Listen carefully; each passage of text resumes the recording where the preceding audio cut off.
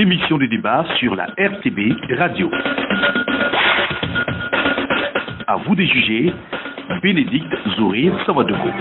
Réalisation, Augustin Zapsori.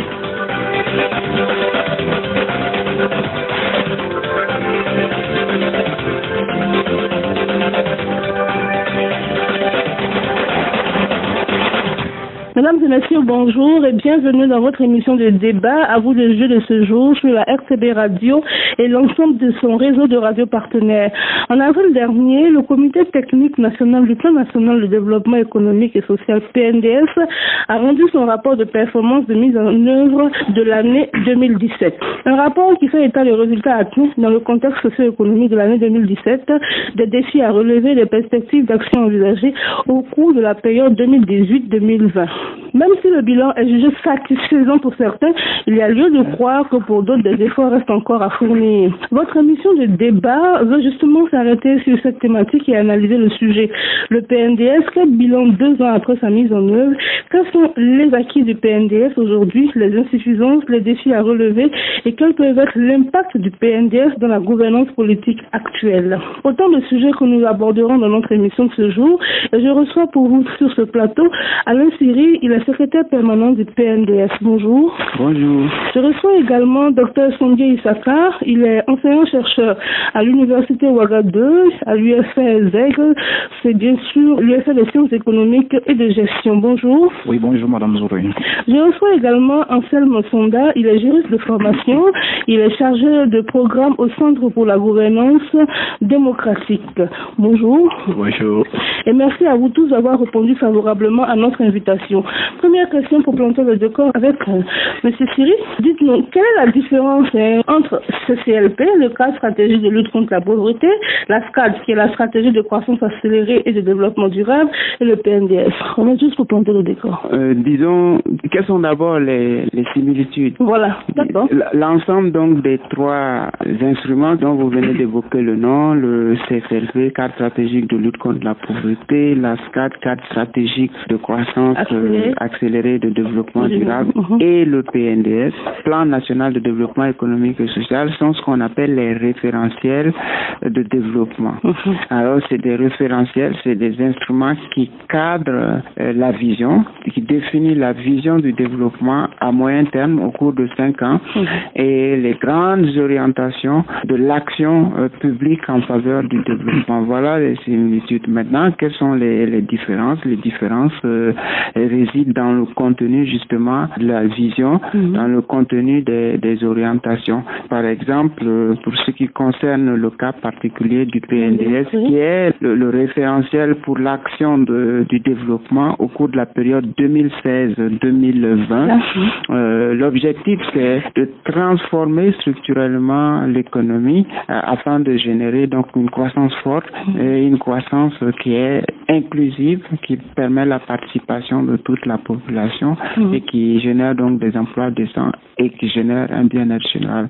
Voilà la vision centrale, alors que dans les autres référentiels, la vision, elle était un peu plus axée sur la réduction de la pauvreté humaine pour ce qui concerne le CSLP et dans le cadre de la SCAD, elle était axée sur l'objectif d'accélération de la croissance.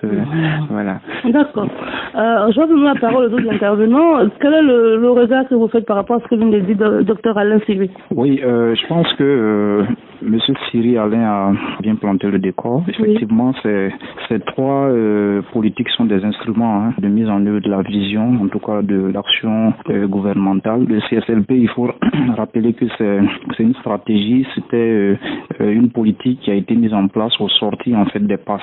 Peut-être on rappelle, je pense que dans les années 90, le programme d'ajustement structurel avait eu pour objectif effectivement de pouvoir en tout cas corriger un certain nombre de déficits structurels, que ce soit sur le plan économique, social et tout. Donc au sortir de ce programme, il est apparu que les économies ayant adopté ces programmes étaient, on va dire, exsangues. Voilà, la pauvreté avait en tout cas augmenté d'un certain niveau, même si les indicateurs économiques, c'était en tout cas selon les défendeurs de ce programme, c'était en tout cas amélioré. Donc l'idée c'était vraiment de pouvoir corriger ça. Donc les passes ont eu pour objet, comme il a si bien dit, effectivement, de pouvoir lutter contre la pauvreté. C'était ça prioritairement.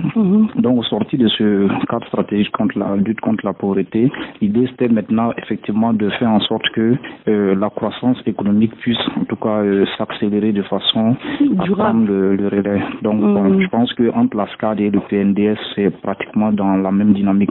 Et il faut rappeler que tout ça, ça se situe effectivement dans le contexte de l'adoption de la vision 2025 qui a permis en tout cas au Burkina de se définir une vision à l'horizon 2025. Donc l'ensemble des politiques depuis 2010 s'inscrivent dans cette dynamique.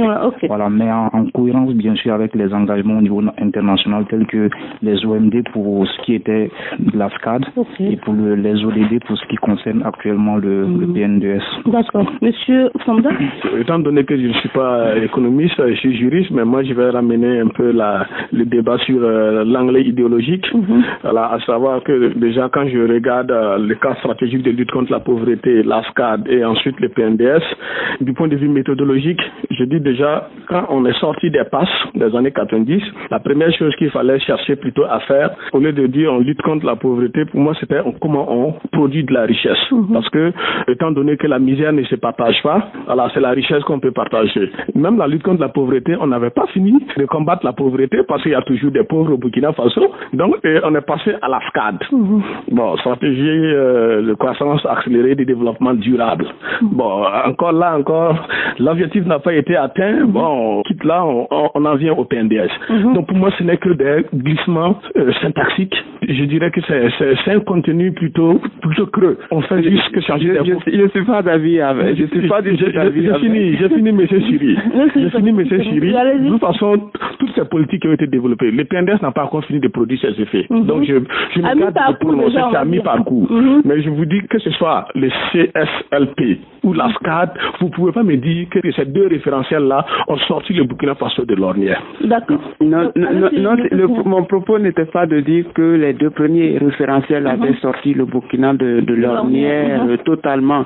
Mais chacun de ces référentiels avait effectivement fait ses effets et il restait des insuffisances que le référentiel actuel essaie de transformer. Il essaie donc de prendre en charge. Je suis d'avis avec vous que le cœur du sujet, effectivement, c'est de voir comment on transforme structurellement notre économie, la manière de produire, comment on accroît la productivité pour que la richesse s'élève. C'est ainsi, effectivement, qu'on peut véritablement enrayer la pauvreté. Et c'est pour cela, l'objectif global du PNDS, c'est de transformer en profondeur la structure de notre économie. Faire en sorte que chaque paysan, au lieu qu'il ait en moyenne 356 000 francs de revenus, ça c'est la situation de référence en 2015, c'est que d'ici 2020, que quand il produit par an en moyenne, qu'il est autour de 550 000 francs CFA. Donc il accroisse la productivité, c'est ainsi que on peut réduire la pauvreté. Et donc les politiques de développement du secteur agricole, baisse des coûts des intrants grâce à la mise en place de centrales d'achat des intrants, de centrales d'usines de mécanisation pour faire baisser ces coûts, aménagement des terres pour qu'on cultive dans des périmètres irrigués, donc apport donc aussi de formation technique et professionnelle. Et quand on élève le niveau donc de productivité au niveau primaire, il y a un surplus, on le transforme, on prolonge la vie des produits au lieu que la tomate soit là pour une semaine, on la conserve, etc. Oui. Voilà l'ensemble donc de ces projets qui sont au cœur du plan national et je pense que vous serez satisfait avec cette vision. Tout ce que je souhaite pour le Burkina Faso. Mais on va donner la parole à docteur. Non, mais je voulais juste ajouter quelque chose, madame. Quand je dis que tous ces référentiels-là relèvent de la phrasologie, C'est pour vous dire que le chemin du développement du Burkina Faso, moi, mon président Thomas Sankara l'avait tracé. On a quitté de ce chemin-là et depuis 30 ans maintenant, nous pataugeons dans les vides et il faudra qu'on revienne à ces fondamentaux. Donc il nous faut un autre Thomas Sankara? Oui, mais il faut un Thomas Sankara. Un homme qui a de la vision comme Thomas Sankara, c'est ce qu'il faut au Burkina aujourd'hui. Voilà, parce que ça fait 30 ans maintenant que nous pataugeons. On est en train de vouloir réinventer certaines roues alors que pour moi, il avait balisé les chemins du développement. D'accord. Docteur Sombier. J'ai cru comprendre que le débat était axé sur l'appréciation du PNDS. Oui, bien sûr. Sinon, on va rentrer maintenant dans ce sujet. Si on veut sortir du cadre, le débat risque de ne pas se...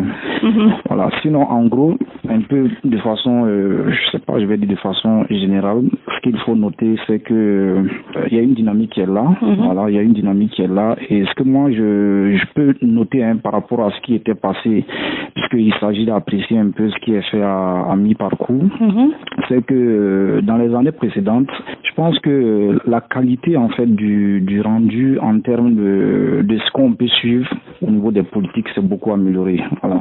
Parce qu'avant, ce qu'on nous donnait à ce stade de la mise en œuvre, c'était beaucoup plus de faire le point des activités et tout. Et il n'y avait pas des informations, des statistiques comme ça sur le niveau d'effet déjà qui commence à se produire. Alors que là, quand on regarde un peu ce qui est produit, on arrive à se faire une certaine opinion sur ce qui est produit en termes d'effet et tout. Voilà. Et ce qui est aussi intéressant, c'est que dans ce cadre global-là, il faut aussi noter, je vais dire, l'activisme de la société civile qui travaille aussi de façon à pouvoir accroître la rédévabilité en fait du gouvernement en tout cas et de tous ceux qui sont impliqués dans cette perspective-là. Donc je pense que tout ça permet de pouvoir en tout cas se faire une bonne opinion de la chose. Ok, voilà, merci beaucoup Dr Sombier. Aujourd'hui, comme vous le disiez tantôt, on va véritablement s'arrêter sur le bilan à mi-parcours du PNDS. L'objectif étant bien sûr de transformer le Burkina. Et pour y parvenir, le PNDS a mis l'accent sur 3 axes fondamentaux. Il s'agit principalement des réformes des institutions et la modernisation de l'administration en axe 1, le développement du capital humain, l'axe 2, la mise en œuvre des politiques destinées à dynamiser le secteur porteur pour l'économie et l'emploi en axe 3. Est-ce que finalement c'est pas trop? On ne fait pas beaucoup de choses en même temps, Alain Siri? Non, on ne fait pas beaucoup de choses en même temps parce que comme je l'ai dit, le PNDS c'est le cadre de référence. C'est un cadre qui fixe donc la vision et les orientations. À partir de ce cadre-là, les acteurs de la mise en œuvre, donc les ministères, travaillent à concrétiser justement la vision. Et les ministères, les conseils de collectivité, donc les mairies, les conseils régionaux travaillent dans ce sens-là. C'est pour cela aussi qu'on a besoin effectivement d'organiser l'ensemble du champ d'action de la politique publique, quoi.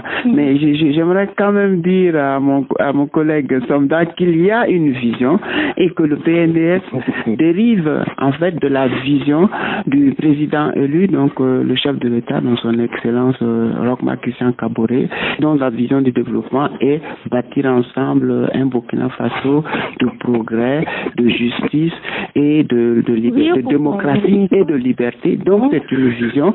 Effectivement, lui, il peut avoir un sentiment un peu différent, mais il ne faut pas dire qu'il n'y a pas de vision. Et c'est sur la base de cette vision, fondamentalement, que le PNDS a été écrit. Et le PNDS, c'est juste un document plus technique. Au-delà donc de la vision politique, c'est un document plus technique qui fixe des objectifs, des cibles, des résultats à atteindre et la démarche pour y arriver, des indicateurs. Ça devient un document de planification qui est plus technique, mais sinon il découle de cette vision donc du chef de l'État que j'ai indiqué tantôt. D'accord. La question était, est-ce que c'était, il n'y a pas trop, non, c'est pas trop, c'est bien un document de cadrage et ça permet à tous les acteurs du développement d'intervenir. C'est pour cela que vous avez eu l'impression qu'il y a trop de choses. D'accord. Un bilan à mi-parcours, M. Somda, comment vous appréciez le bilan à mi-parcours? On est dans le cadre d'une communication institutionnelle. Non, pas du tout. Non, je représente une institution, donc du coup, je dois justement me départir de mes appréhensions personnelles, sinon ma réponse à M. Siri aurait été très sanglante. Mais bon, je vous en prie. Voilà, au nom du CGD, je suis là, je vais faire la politesse, là, je suis très diplomate. Voilà. Je reviens une fois de plus pour dire que moi, le PNDS, je dis, je ne peux pas faire un procès d'intention. C'est un programme qui est en train de se dérouler. Et nous, je vais sur la base des sondages que nous avons réalisés par rapport au bilan à mi-mandat du président. D'abord, globalement, une note de 5 ou 0,8, ou 0,2 encore, bon, voilà, a été attribuée par les sondés, pas par les CGD. Les personnes que nous avons sondées, les Burkinabés des villes et campagnes que nous avons sondées, accordent au moins la moyenne au président. Voilà, donc ce qui suppose que, bon, les Burkinabés sont relativement satisfaits, il y a la moyenne. Mais il y a plusieurs points sur lesquels les Burkinabés ne sont pas satisfaits. Lesquels? Voilà, il y a par exemple la question de l'éducation, la question de l'accès à l'eau potable, la gouvernance même de façon globale. Quand on prend ce que nous appelons les tendances lourdes, quand on regarde, les Burkinabés ne sont pas satisfaits de la façon dont certaines institutions fonctionnent actuellement, notamment la justice, mais aussi il faut souligner que les partis politiques, de façon globale, il y a eu une désaffection parce que l'opposition aime quand vous dites que ça va pas, oui. Mais même pas quand vous dites que ça va. Mais ce qui est intéressant pour le cas des partis politiques, c'est qu'il n'y a que 18% de Burkinabés qui croient aux partis politiques. 18%.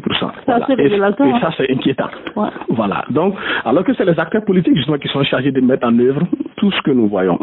Voilà. C'est-à-dire, le parti politique est créé pour conquérir et exercer le pouvoir d'État et surtout régler plus ou moins la vie de la cité. Faire en sorte que on puisse redistribuer de façon équitable les richesses, ainsi de suite. Donc, et les résultats de ce sondage montrent aussi que les Burkinabés ne sont pas satisfaits sur plusieurs points, notamment l'eau potable, l'assainissement, la lutte contre la corruption, surtout. Vraiment, les gens ne sont pas du tout contents. La gouvernance de façon... Mais ce qui est intéressant aussi, c'est qu'ils ont espoir. Ils ont majoritairement espoir que même au PNDS, on a adressé le PNDS. Les gens n'ont pas confiance même au PNDS. Non, est-ce que les gens à la capacité... le contenu même... Justement, là aussi c'est un autre débat. Le contenu... Moi, je connais plusieurs même personnes qui parlent du PNDS, mais si vous les demandez, ils n'ont jamais lu l'intégralité du document. Oui, il y a beaucoup de gens qui parlent du PNDS, mais qui n'ont jamais lu l'intégralité. Oui, c'est une chose de comprendre. Oui, bon, quand j'ai dit lire, je suppose que bon, ceux qui voudront lire un document pourront le comprendre. Bon, il n'est pas difficile à comprendre de toute façon. Mais malheureusement, peut-être que le SP pourra... il n'y a pas eu une appropriation massive. Des tournées ont été organisées dans les régions pour expliquer. Mais il n'en demeure pas moins que la chose n'est pas suffisamment appropriée par les masses. D'accord. Voilà. Et c'est peut-être ce qui explique le fait que les gens disent on n'a pas confiance. Mais en même temps aussi, il faut souligner qu'ils ont l'espoir. Ils n'ont pas confiance. À l'air là, c'est pas satisfaisant plutôt, mais ils ont l'espoir qu'au bout, voilà, des 2 ans et demi qui restent, que quelque chose de positif pourra se dégager. Docteur Sondé, c'est votre avis aussi? Oui, en partie.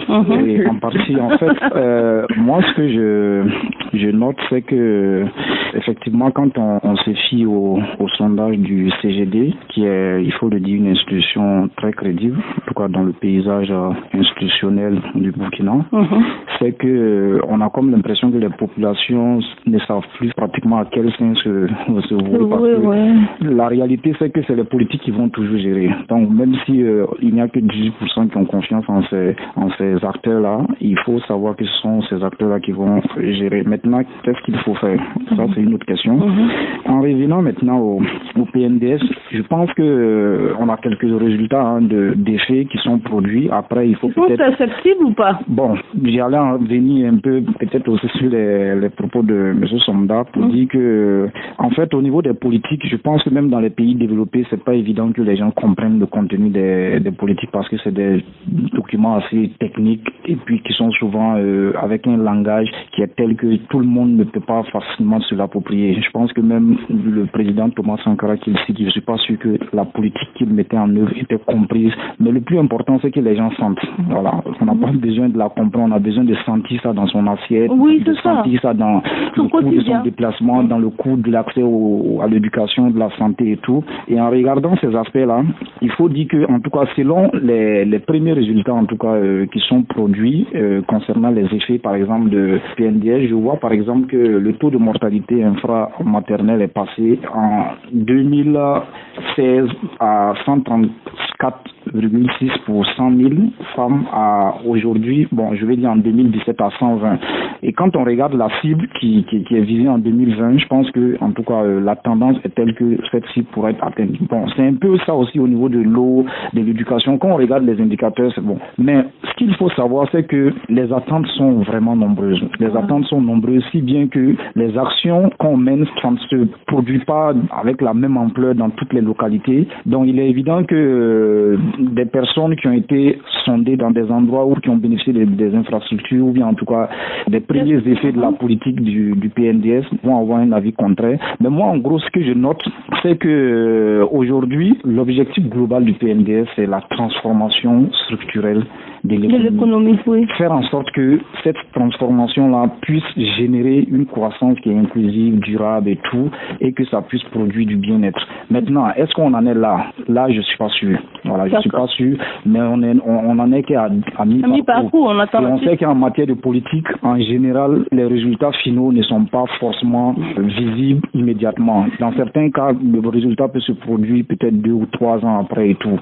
Mais déjà, quand on voit les premiers signaux qui se dégagent, je pense que pour les 2 années et demie qui restent, si la dynamique est maintenue, bon, après il faut pouvoir juger le PNDS par rapport à ce qu'il avait prévu, puisque il y a ce qu'il avait prévu qui est dans le PNDS, les cibles sont bien indiquées, on sait en 2017 qu'est-ce qu'il voulait atteindre, 2018. Donc quand on regarde ces aspects, on voit que effectivement les choses avancent, parce que c'est des indicateurs macroéconomiques, c'est pas des indicateurs pour un individu, c'est au plan national, et il n'est pas évident de pouvoir avoir cette appréciation-là globale. Donc moi je m'en tiens un peu à ça pour le moment, et je pense que d'autres institutions, pourquoi pas le CGD ou bien même des centres de recherche au niveau de l'université pourront en tout cas faire des contre-études pour nous apporter d'ici là d'autres. D'accord, merci. Bon, c'est comme si je suis un peu à la barre, quoi. Non, pas. D'accord, mais effectivement, donc au sujet des résultats mi-parcours, j'aimerais dire que, en tout cas, après 2 années de mise en œuvre, les résultats atteints ont été jugés par les acteurs du suivi et évaluation, donc que ce soit les partenaires techniques et financiers, le secteur privé, mais aussi les OSC ont été jugés très, très satisfaisants à l'occasion de la revue. Et j'en veux pour preuve ce qui avait été prévu d'être fait dans le cadre du plan dans le domaine de la santé, c'était par exemple de construire un certain nombre d'infrastructures. Oui. Nous avons construit en 2 ans 158 CSPS en 2 ans. Durant la période de 2011-2015, soit en 5 ans, le pays a construit seulement 77. En 2 ans, on a fait 2 fois plus.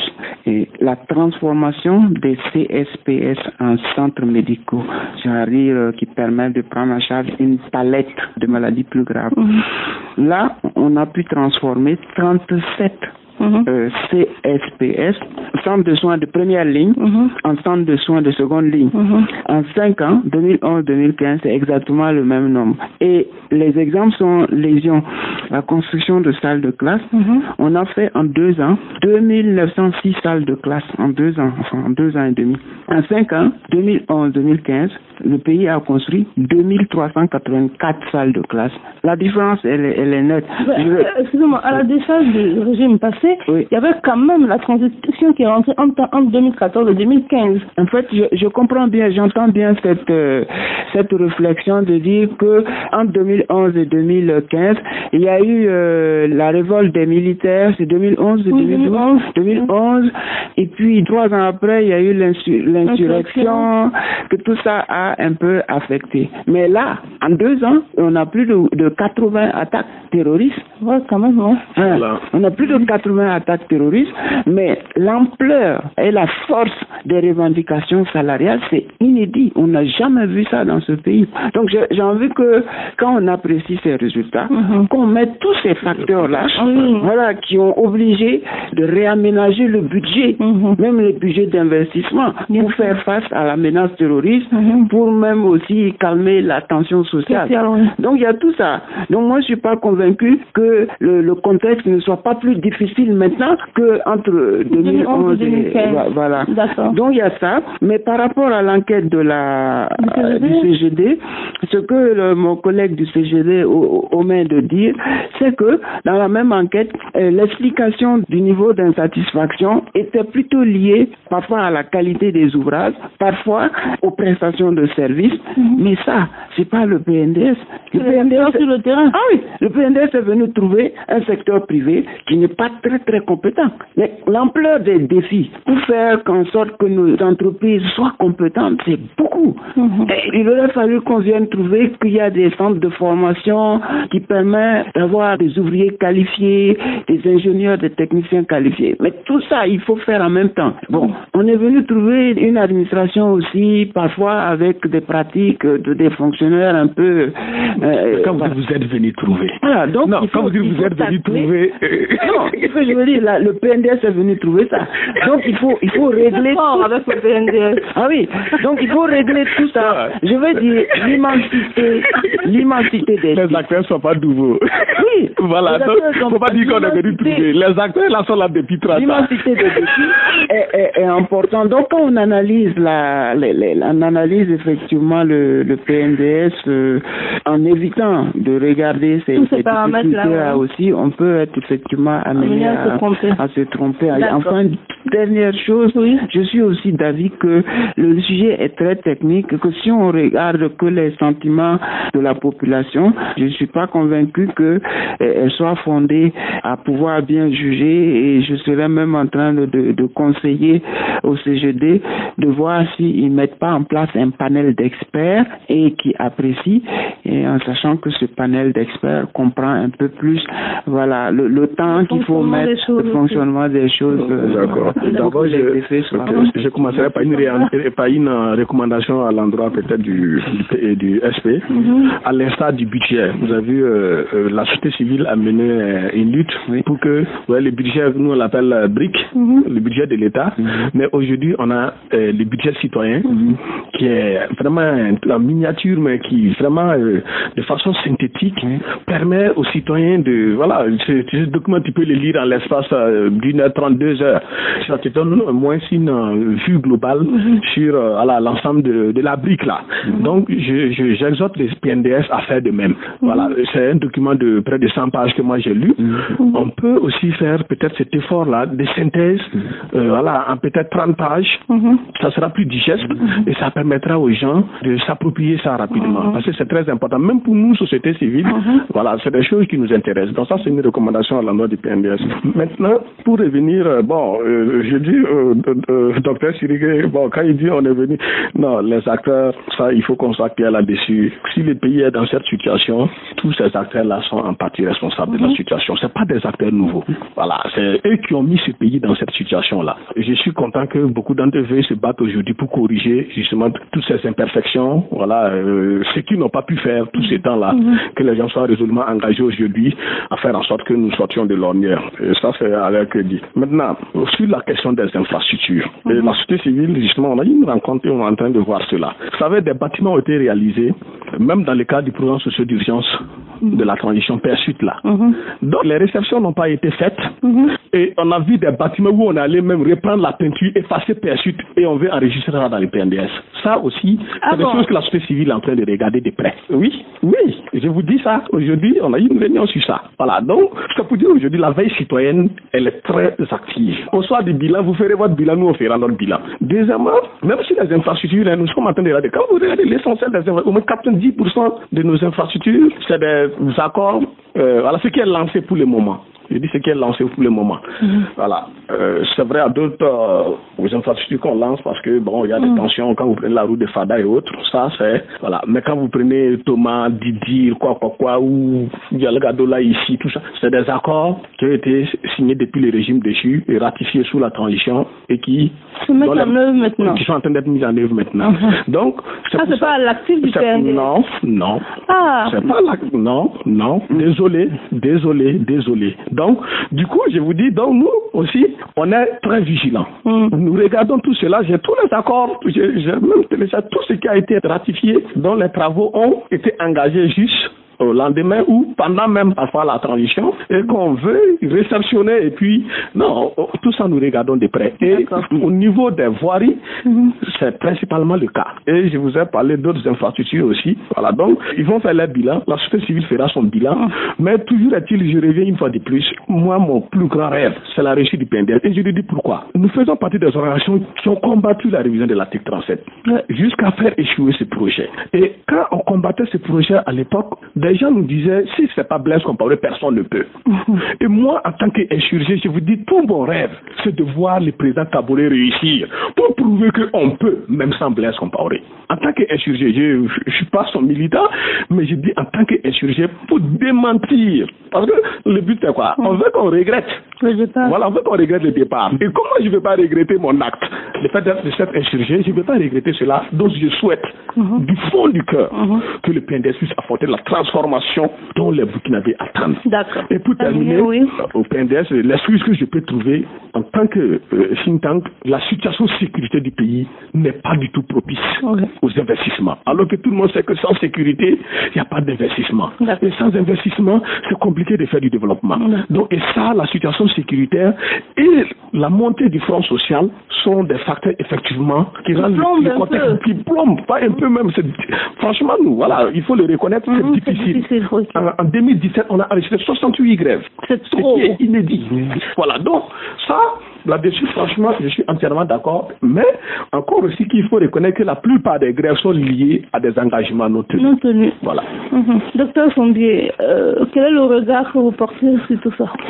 Oui, déjà... vous allez réagir, M. Siri. Oui, déjà, moi, ce que je vais noter rapidement par rapport à ce qui vient d'être dit, c'est que en regardant effectivement le contexte relativement difficile dans lequel se met en œuvre le PNDS, en l'occurrence les questions d'ordre sécuritaire et je vais dire l'évolution sur le plan social, je pense que quand on regarde un peu certains indicateurs macroéconomiques tels que le déficit budgétaire, je pense que c'est un élément qui permet de se dire que quoi qu'on puisse dire, il faut reconnaître qu'il y a du travail qui est fait parce qu'on est pratiquement à un taux de déficit qui tourne autour de 30% alors que la norme même au niveau de l'UEMOA est presque le double. Donc c'est quand même beaucoup d'efforts. Voilà. Malgré souvent que le coût des matières premières, c'est vrai qu'actuellement c'est favorable, mais on ne peut pas trop se fonder sur ça.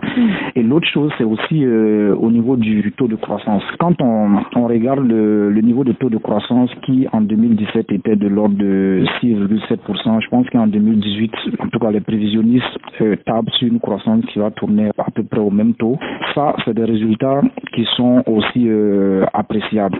Maintenant, pour revenir un peu à ce qui peut être mentionné comme résultat ou en tout cas les critiques qu'on peut faire au niveau du PNDS, en fait, c'est toute la difficulté qu'on a souvent quand on est dans du développement. Je pense que nous qui faisons de la recherche, les résultats d'une initiative publique, d'une politique publique, il est très difficile en fait de pouvoir l'attribuer à un acteur spécifique. Parce que souvent c'est la conjonction d'activités, d'actions diverses qui ne s'inscrivent pas forcément dans la même dynamique qui permettent en fait d'expliquer le résultat qu'on a. Donc c'est pourquoi quand M. Somda dit que certaines infrastructures relèvent peut-être, je sais pas, de la transition ou bien peut-être du régime déchu, c'est possible. Mais je pense que ce qu'il faut surtout regarder, c'est le résultat en fait qui est là. C'est-à-dire que c'est un résultat, c'est pour le Burkina Faso, parce que de toutes les façons, si ça ne marche pas, je pense qu'on est tous là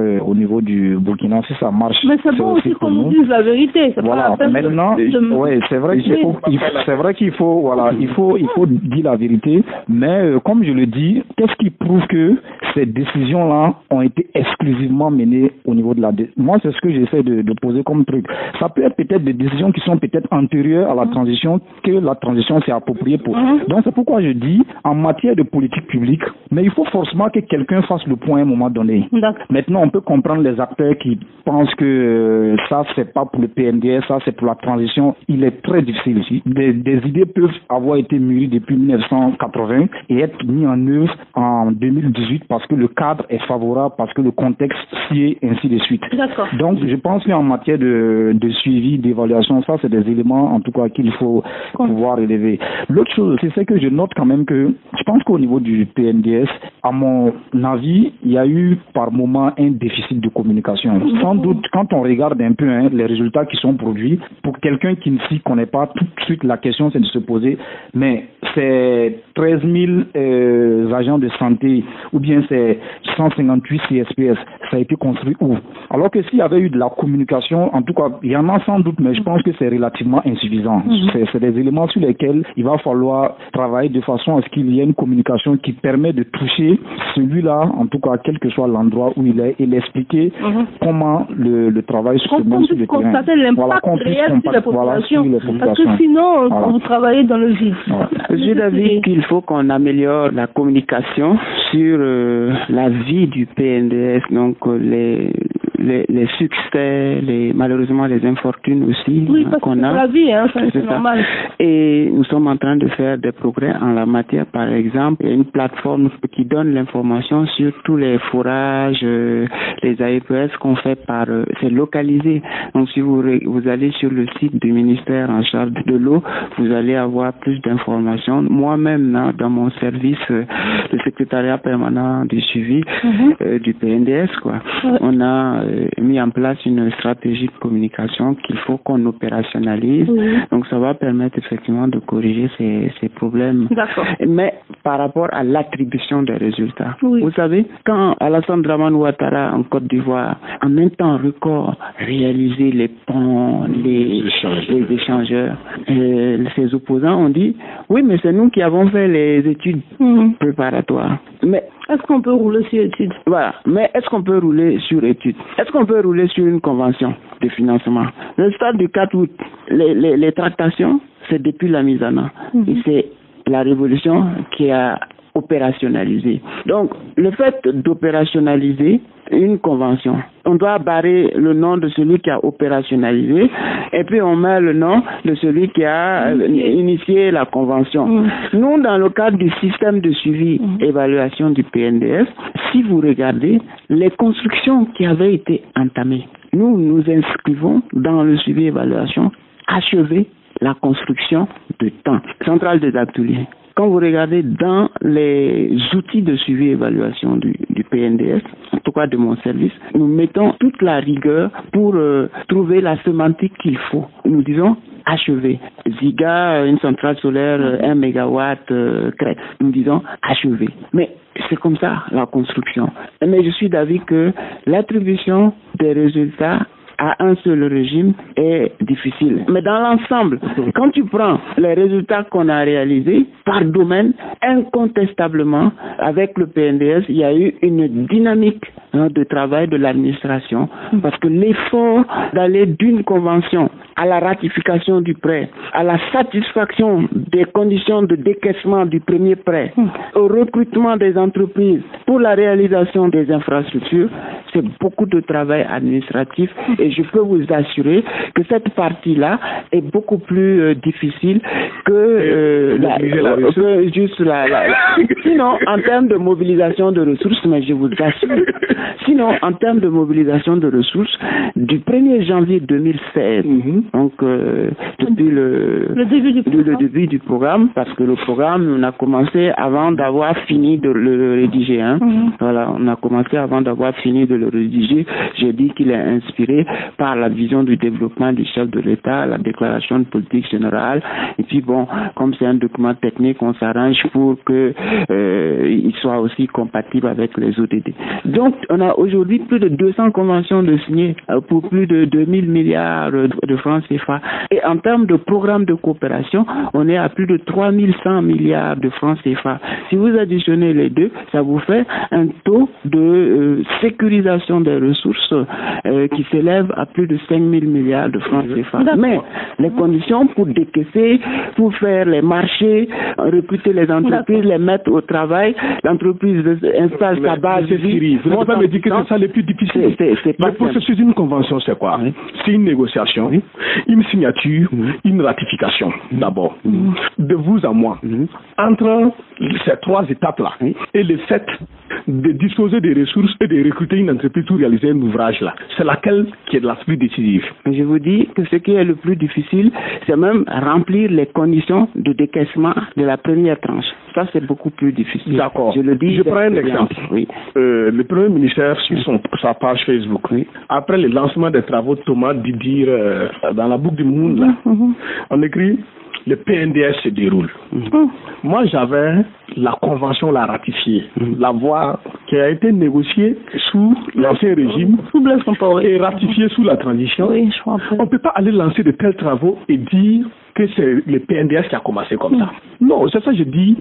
Je suis tout à fait d'accord qu'en matière de politique publique, surtout quand c'est des politiques publiques lourdes, on ne peut pas attribuer la paternité. Voilà, on peut commencer, c'est-à-dire la mise en agenda. C'est une phase décisive. Une politique publique peut être inscrite dans un agenda par un régime et finalement réalisée par un autre. Donc c'est pour ça, ça peut être transversal entre les régimes.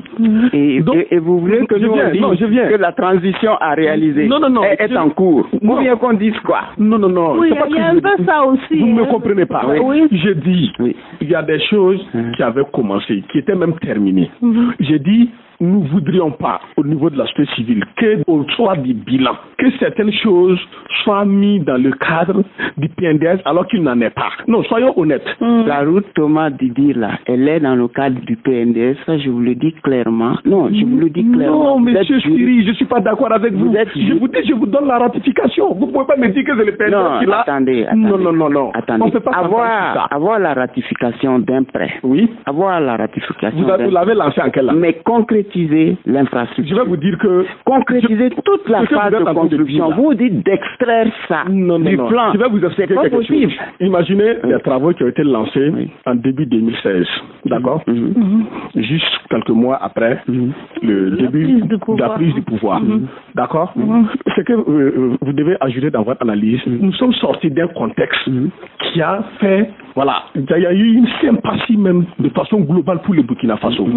Surtout avec les élections qui ont été, la qualité de nos élections a amené beaucoup de bailleurs à dire il faut accompagner ces pays-là. Donc il faut dire il y avait un vent favorable. Voilà, bon, encore qu'on dit pour aller loin, il faut savoir aussi voilà, la bonne direction du vent. Il y avait un vent favorable. Donc je ne veux pas qu'on s'attarde même sur ce débat. Je dis, je veux qu'on reconnaisse clairement que telle chose, parce que quand c'est dans le cadre du PNDS, personne ne discute. Mais quand c'est des trucs un peu transversales, je dis, il serait dangereux aussi de vouloir s'accaparer les résultats de quelque chose. Voilà. Là même, c'est même pas mon problème. Je reviens sur un aspect intéressant et important. La qualité des infrastructures. Vous avez reconnu ici que... Il y a un souci. Il y a un sérieux souci. Vous avez reconnu ici que nos entreprises ne sont pas suffisamment compétentes. Mais est-ce que c'est la compétence seulement? Est-ce qu'il n'y a pas cette affaire de 10% aussi que les gens aiment récupérer? Qui joue, parce que moi il y a un entrepreneur qui m'a expliqué une situation. Il y avait un marché de construction d'une école, bon, d'un ouvrage, c'était un modeste ouvrage. Il dit lui il a eu le marché là à 17 millions. Le gars il fait de la sous-traitance, il donne le marché là à quelqu'un d'autre qui réalise le bâtiment avec 9 ou bien c'était 10 millions. Mais comment un tel ouvrage peut être de qualité? C'est pas possible. Mais il y a des endroits où on a construit des écoles sous le PNDS. Avant la réception, les toitures se sont... Le VA est devenu le plus grand vérificateur de ce pays. Moi, dans le sud-ouest, ma région, on a vu certaines infrastructures du 11 décembre. Voilà. Donc, pour moi, au-delà des efforts que le PNDS fait, voilà, il serait intéressant qu'on mette un accent particulier sur la qualité. Parce que si on continue de réaliser et que le vent vienne décoiffer, au soir du bilan, on ne peut pas dire que ça a été réalisé. Si c'est décoiffé, là, ce n'est plus réalisé. Voilà. Parce que l'ouvrage n'existe plus et ne sert pas aux usagers. Voilà. Donc, vraiment, il faut qu'on mette un accent particulier sur la qualité des ouvrages que nous sommes en train de réaliser. Parce que, regardez le cas des goudrons. Des pays ont des goudrons qui durent même 60, 20, 70 ans. Mais nos pays pauvres, on s'endette sérieusement. On réalise des goudrons qui n'ont qu'une durée de vie de 10, 15 ans. Même pas. Au bout de 15 ans, il faut encore aller prêter de l'argent sous le dos du contribuable. On va donner la parole à Dr Sombier et après vous réagirez sur tout, Monsieur Siri. Dr Sombier, vous avez la parole rapidement. Oui, je pense que rapidement, pour revenir tous, l'objet principal qui est effectivement d'apprécier le bilan du PNDS. J'aime souvent dire, ou en tout cas, je pense que certains aussi le reconnaissent, ce ceux de dehors nous font sans doute plus confiance que nous-mêmes. Voilà, quand on qui est à l'intérieur. Voilà, à l'intérieur. Voilà, parce que quand vous regardez un peu la mobilisation, la mobilisation qui a été faite, notamment dans le cadre de la conférence internationale pour faire le point, tous les partenaires, en tout cas techniques et financiers, ont répondu présent. Et pas que ça, ils ont renouvelé en tout cas leur confiance en intervenant, notamment pour soutenir financièrement le programme d'urgence du Sahel et puis le PADL. Et quand on regarde la plupart des rapports au niveau international, que ce soit récemment la dernière publication de la BAD, la Banque africaine du développement, qui présente les perspectives des pays africains, l'économie burkinabé est parmi les plus résilientes au vu du taux de croissance et surtout en tenant compte du contexte relativement difficile. On constate que notre économie en tout cas résiste plus ou moins bien. En revanche, là où je pense qu'il y a lieu de faire un peu plus d'efforts, parce que quand on fait un bilan, moi j'aurais plutôt préféré un terme du genre évaluation à mi-parcours, parce que actuellement on parle plutôt de gestion axée sur les résultats. Et donc quand on fait de l'évaluation à mi-parcours, on ne s'en tient pas que seulement aux résultats. Voilà, parce qu'il y a la pertinence qu'il faut regarder. Est-ce que le PNDS est toujours pertinent? Je pense que oui, parce que on est encore un pays très pauvre. Dans le classement IDH, on est toujours à la traîne. Et dans bien d'autres classements en matière de développement, on est toujours pratiquement, je vais dire, à la traîne. Donc ça veut dire que c'est pertinent.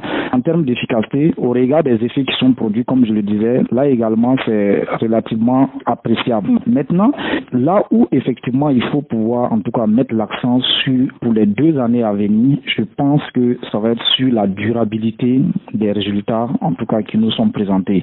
Et parmi ces éléments de durabilité, je note 2 éléments qui sont clés. Je suis plutôt rassuré de me rendre compte que le PNDS, ou en tout cas le gouvernement, a plutôt vu la chose du bon côté, parce que c'est effectivement la transformation agro-silvo-pastorale qui va permettre d'assurer, en fait, je vais dire, cette transformation structurelle qui est l'objet principal même du PNDS. Parce que quand vous regardez 80% de la population en milieu rural, alors que les activités sont toujours brutes. Et même le taux de commercialisation des produits agricoles, c'est très faible. Donc, il y a tout un ensemble d'efforts à faire, mais je pense que la dynamique de transformation va effectivement susciter un aménagement structurel qui va permettre effectivement de supporter la croissance à long terme. Et le second élément, c'est effectivement la qualité des ouvrages qui sont réalisés. Parce que à ce niveau, je pense qu'il y a des efforts à faire en matière de gouvernance pour se rassurer que les mécanismes de corruption, là, les gens sont plutôt fermes. Alors que quand on regarde, bon, je pense que il y a des efforts à faire. Il y a beaucoup d'efforts à faire sur ce plan. D'accord.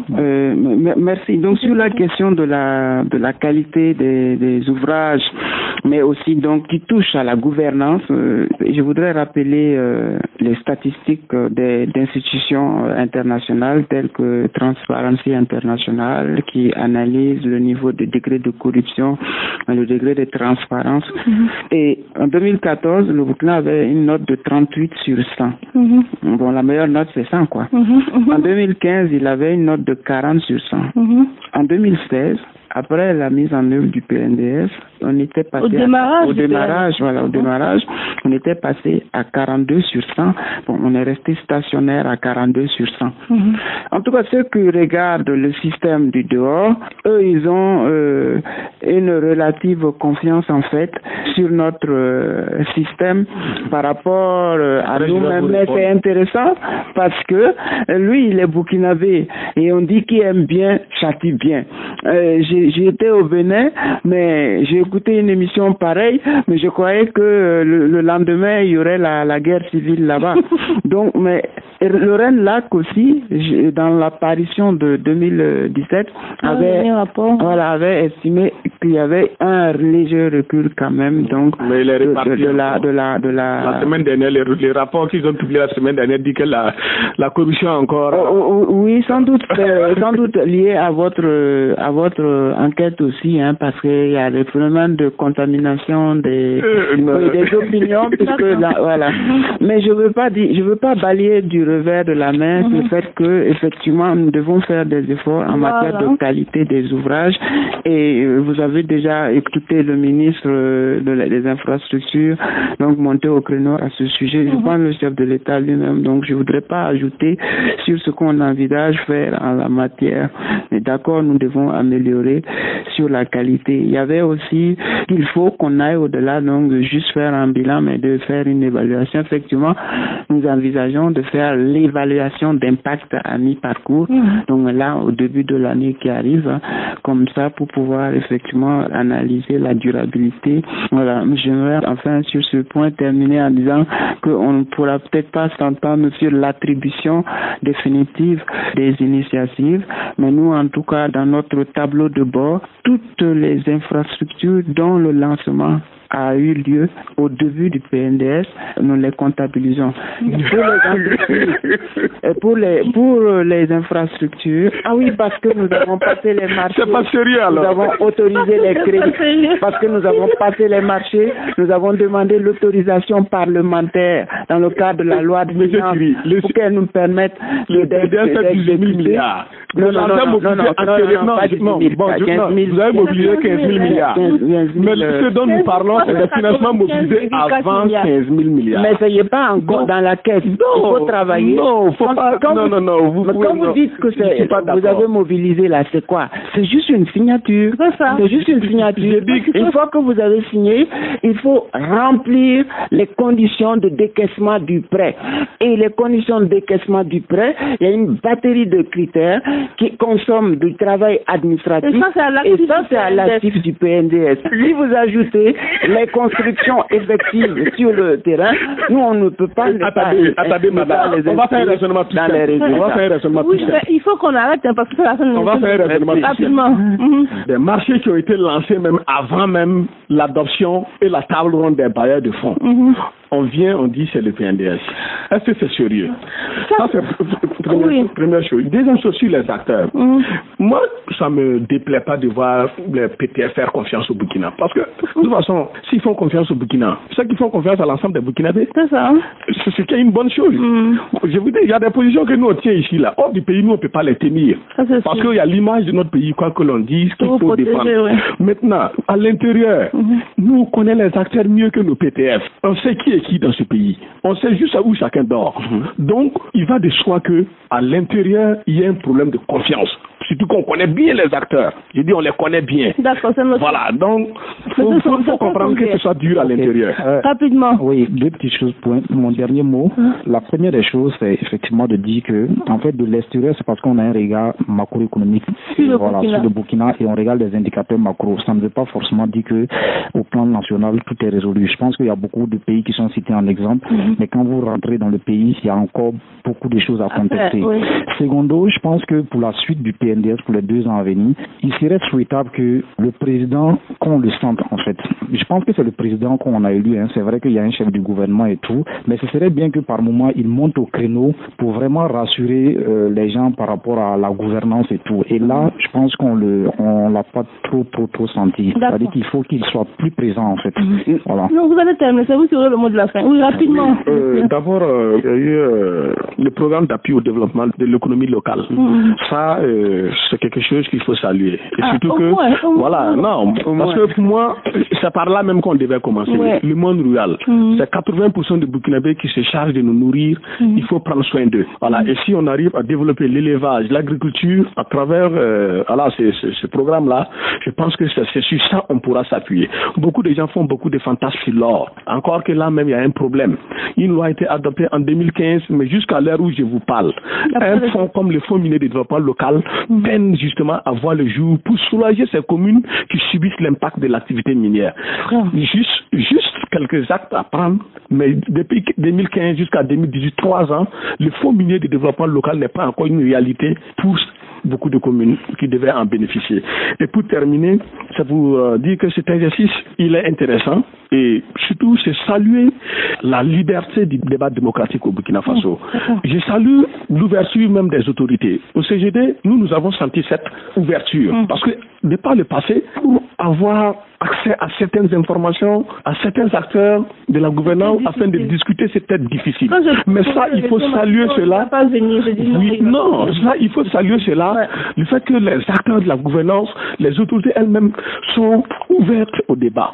Ça, c'est très important. Pour des relations comme le CGD, nous, on ne demande que cela. Et ce débat démocratique, je vous dis, dans la sous-région, vous ne verrez pas pareil au Burkina Faso. Et nous sommes satisfaits. Ok, merci beaucoup, M. Sonda. Docteur, je pose une question, vous répondez que vous donnez le mot de la fin et personne ne parle. En fait, c'est par rapport au taux d'endettement. Est-ce que c'est bien noté de sorte que les impacts négatifs là ne pèsent pas demain sur les générations à venir? Oui, soyez rassurés. Dans le cadre du PNDS, nous avons défini un cadre macroéconomique qui nous empêche, qui nous interdit, enfin, nous sommes donné cette obligation de ne pas surendetter le pays et de recourir, quand il le faut, uniquement qu'au prêt concessionnel à taux d'intérêt inférieur à 2%, dont le paiement est étalé sur 20-25 ans avec des délais de grâce possibles, et que si c'est l'endettement au taux du marché, nous l'avons limité à la portion la plus congrue, quoi. Donc soyez rassurés, on ne va pas compromettre les générations futures et demander et dire quand même par rapport à la gouvernance qu'il faut effectivement que les OSC exercent justement leurs droits et qu'ils utilisent maintenant l'ensemble des leviers juridiques disponibles, notamment dans le cadre de la loi de répression de la fraude, de la corruption, voilà, pour aider aussi et faire en sorte que les acteurs soient plus propres. Et donc rappeler aussi que dans le cadre donc du pacte sur la justice, il y a eu la séparation des pouvoirs entre l'État et puis l'État, et que il y a la séparation des pouvoirs.